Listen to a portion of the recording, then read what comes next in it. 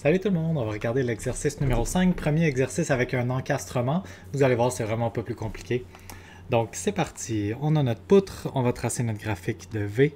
Le graphique pour le V, au début il n'y a aucune force parce qu'il n'y a pas d'appui à gauche complètement. Fait que le graphique il reste à 0 jusqu'à cet endroit-là où est-ce qu'on a un 15 kN vers le bas. Donc on est à moins 15 kN, puis on va rester à moins 15 kN jusqu'à la fin où est-ce qu'on a notre force de plus 15 kN à notre appui.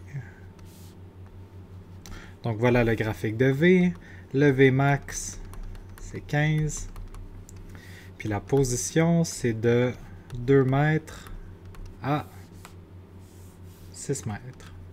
Et voilà. Maintenant, le graphique de M, il faut aussi être plutôt rapide à tracer. Donc, toute la première partie, on n'a aucune aire sous la courbe. Notre graphique de M va lui aussi rester jusqu'à 0. Ensuite, je vais être obligé de faire l'air sous la courbe de toute cette partie-là. Fait que j'ai un 4 mètres, puis un moins 15 kN. Quand je multiplie ça, ça fait 60. Fait qu'à la fin, je vais arriver à, dans les négatifs, en fait, moins 60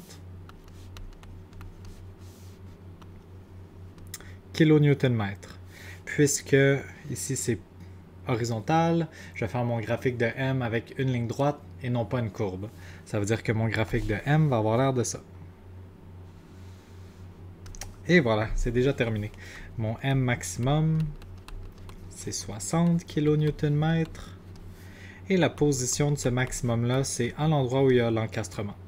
Mon graphique, on voit ici que ça descend jusqu'à moins 60. L'axe positif est vers le bas. Ici, on est dans les négatifs. On est à moins 60. Puis je vois qu'à l'encastrement, il y a aussi un moment de force de 60 kN. Ce moment de force-là est dans le sens anti-horaire. Ça veut dire que c'est un moment de force positif. C'est ça qui ramène mon graphique à la fin à 0.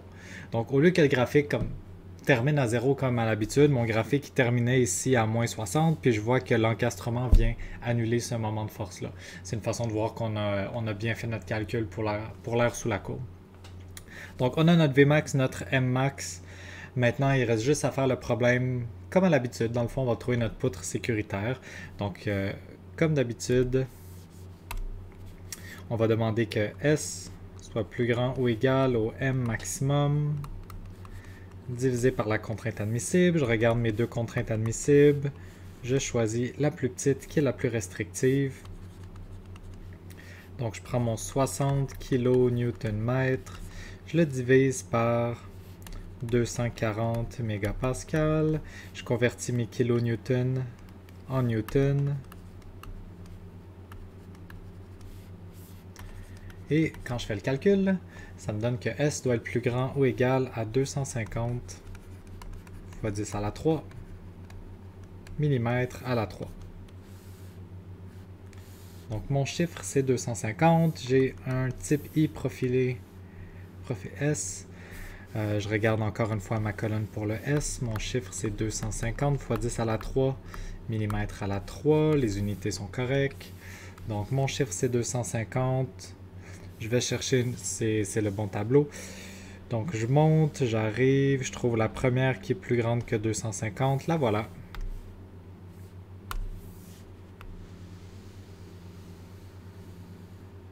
C'est la poutre que je veux. Il me reste, comme d'habitude, à vérifier que le cisaillement admissible est respecté.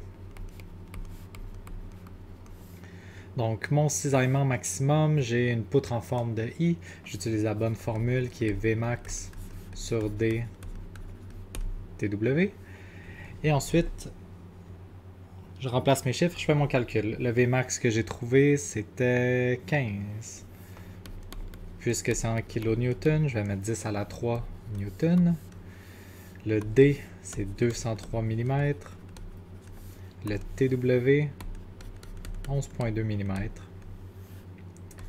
Puis je vais vérifier que c'est plus petit ou égal à la contrainte admissible en cisaillement, 15 mégapascales. Quand je fais mon calcul, j'obtiens 6,59, 6,60 quand j'arrondis. Et newton par millimètre carré, c'est des mégapascales. Est-ce que c'est plus petit ou égal à 15? Ben oui. On a gagné. On a trouvé notre poutre pour le problème numéro 5.